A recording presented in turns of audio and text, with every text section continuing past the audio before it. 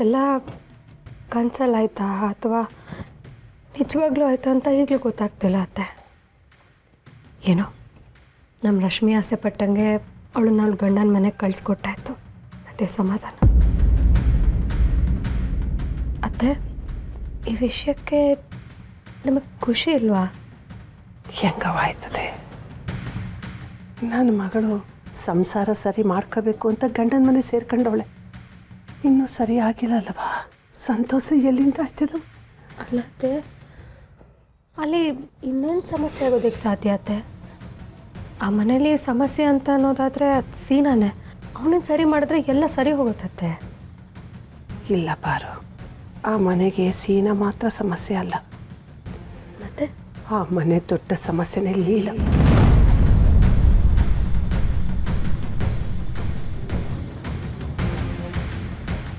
ಮತ್ತೆ Leela aunty problem create ಮಾಡ್ತಾರ?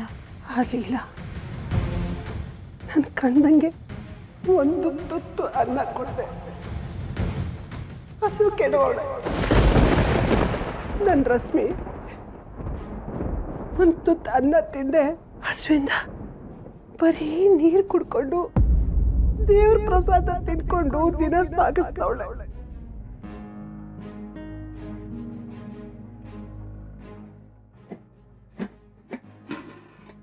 ನಿನಗೆ ನಿಮ್ಮ ಮಾವ ಇದ್ರೆ ಅಷ್ಟೇ ಅನ್ನ, ಇಲ್ಲ ಅಂದ್ರೆ ನಿನಗೆ ಆ ತುತ್ತು ಸಿಗಲ್ಲ.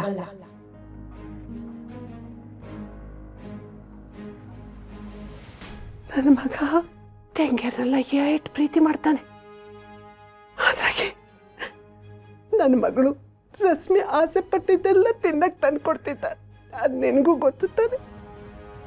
ಆದ್ರೆ ಪ್ರಾಣಕ್ಕಿಂತ ಹೆಚ್ಚಾಗಿ ಪ್ರೀತಿಸೋ ಅಣ್ಣ, ಜೀವಕ್ಕೆ ಜೀವ ಕೊಡೋ ಅತ್ತಿಗೆ, ಇನ್ನೆಲ್ಲ ತಂಗಿಯರು ಏಟೊಂದು ಸಂತೋಷ ಕೊಡ್ತಾರೆ.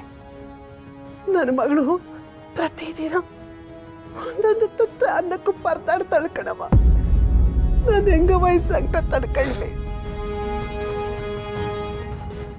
ಅಲ್ಲತ್ತೆ, ಗುಂಡು ಗುಂಡು ಒಂದಿನಕ್ಕೂ ಈ ಸತ್ಯನ ಹೇಳಲೇ ಅಲ್ಲ ಅತ್ತೆ.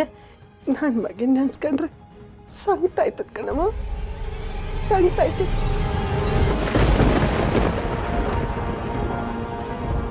ಭಾಳ ಸಂಕಟ ಆಯ್ತದ ಅತ್ತೆ.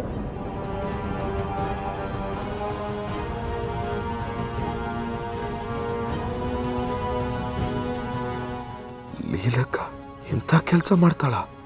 ನನ್ನ ಸ್ವಂತ ಕಳ್ಬಳಿಗಿಂತ ಹೆಚ್ಚಾಗಿ ನೋಡ್ತಿದ್ದೆ ಆ ಒಕ್ಕನ್ನ, ಅಂಥದ್ರಾಗೆ ನನ್ನ ತಂಗಿಗೆ ಇಂಥ ದೊಡ್ಡ ಅನ್ಯಾಯನ? ಸರಿ ಆಗತ್ತೆ.